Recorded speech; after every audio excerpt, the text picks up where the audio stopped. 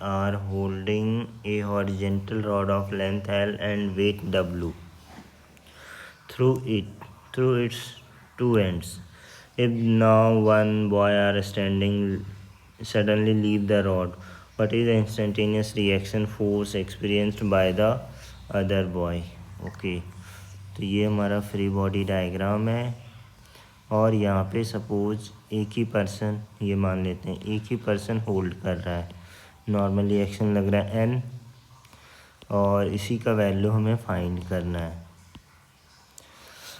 तो ठीक है, अब ये इक्विलिब्रियम में नहीं रह जाएगा तो हम इसमें ये कह सकते हैं कि W नीचे की ओर गिर रहा है तो W minus n equal to mass into acceleration.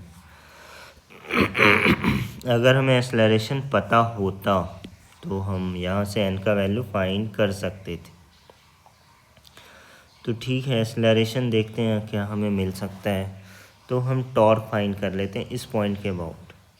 Net torque कितना लग रहा है, तो बस एक ही फोर्स है W into L by to, force into ये। और अगर हम W का वैल्यू रखना चाहें तो रख सकते हैं mg into L by to.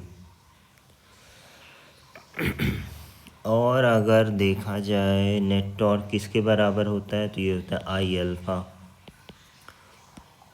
mg L by two. I का वैल्यू रखना चाहिए, रॉड का मोमेंट ऑफ इनर्शिया इस एंड के क्रॉस हो जाएगा, आई का value m l square by 3।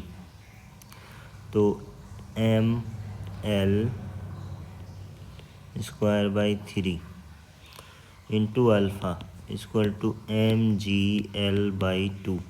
तो ठीक है, एम कट जा रहा है, एक एल कट जा रहा है, अल्फ़ा इक्वल टू आ रहा है 3/2 जी बाई एल।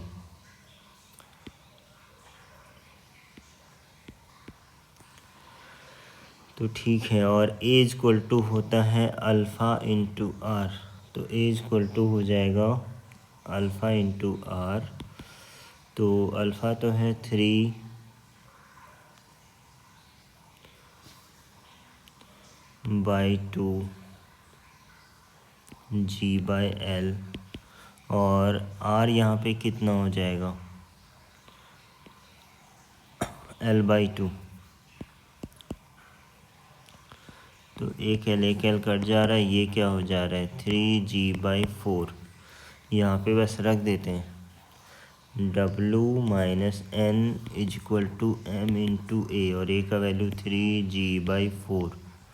इसको हम माइनस कर दें, W तो mg है तो mg minus 3mg/4 equal to n। तो n का वैल्यू आ गया mg/4। ये हमारा आंसर आ गया।